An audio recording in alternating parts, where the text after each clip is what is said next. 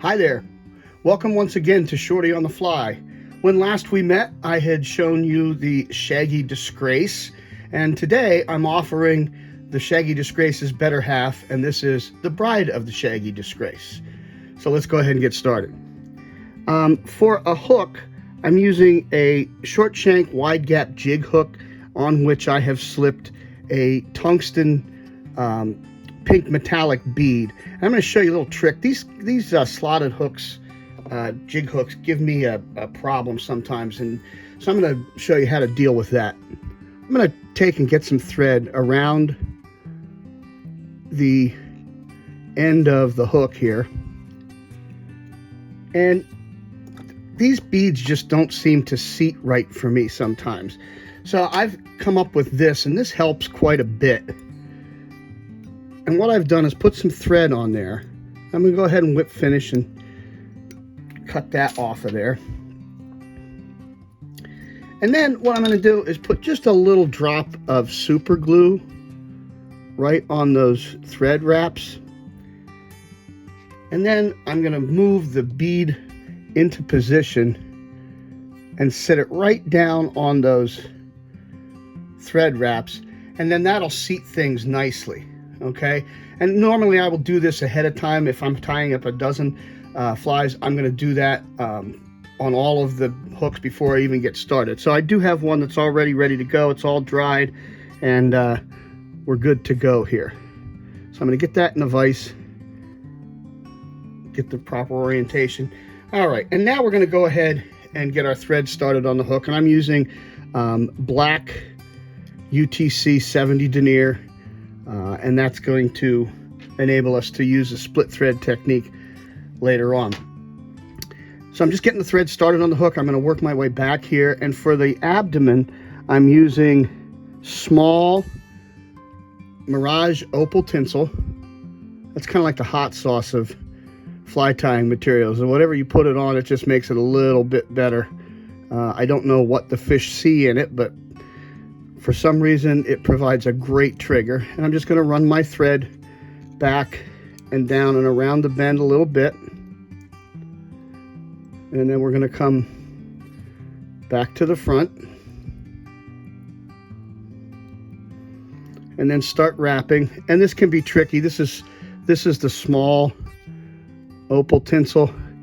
And although you could use the larger, I just don't think it looks quite right. So you kind of take touching wraps to the degree that you can, get it touching all the way up the hook shank and back to the eye, right up in back of the bead there. This can be tricky sometimes. I know some of you want to save your material, so you try to make the length of the tinsel shorter than you really need it to be. You have to have something to hang on to when you're wrapping like this, so it's helpful to have a longer piece than maybe you think you want. When we get up to the bead, we're just going to go ahead and trap it there, and then come in and trim away the waist. And now I'm going to pull my thread down and give it a clockwise or counterclockwise spin. You've seen me do this before. I think it just makes for a really good looking buggy pattern. Let's see where we are. I got to go a little bit more.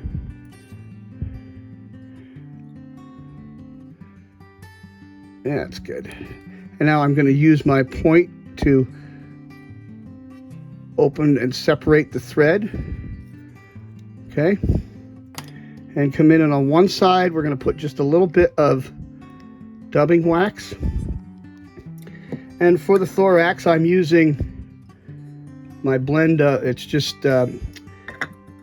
Hare's Ear dyed black.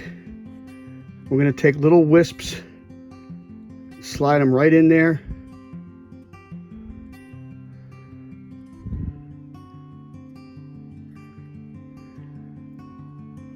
And just stick it to that little bit of wax on the thread. It's usually enough to hold things in place for you while you get everything situated. A little too much there. Okay, and now you can see what I have here. And we're going to go ahead and give our thread a clockwise spin this time. And that's going to cord everything up. We've got to spin it good because I really want that to get caught in there. All right. And now we're going to go ahead and wrap. And as I'm wrapping, I'm preening the fibers back. It's kind of like you would do with a soft hackle. Okay, nice, great looking effect there. And now, because it's the bride, we are using some white Antron yarn. And I think you boomers will understand the reference to the bride when you see this. I'm trimming it off camera here just to get everything right.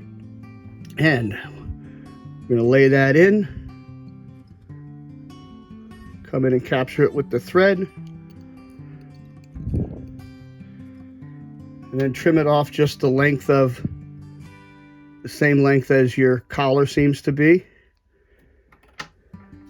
And then just to tidy things up a little bit, put a little bit more dubbing on the thread.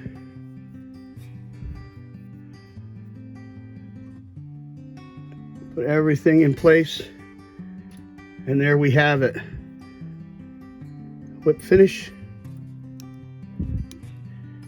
And there is the bride of the Shaggy Disgrace. I hope you found this helpful. I certainly enjoy giving this to you every once in a while, and hopefully it's going to be a lot more and more frequently since I have more time these days. So if you enjoyed it, like, leave a comment, subscribe. We love hearing from you. I bid you peace.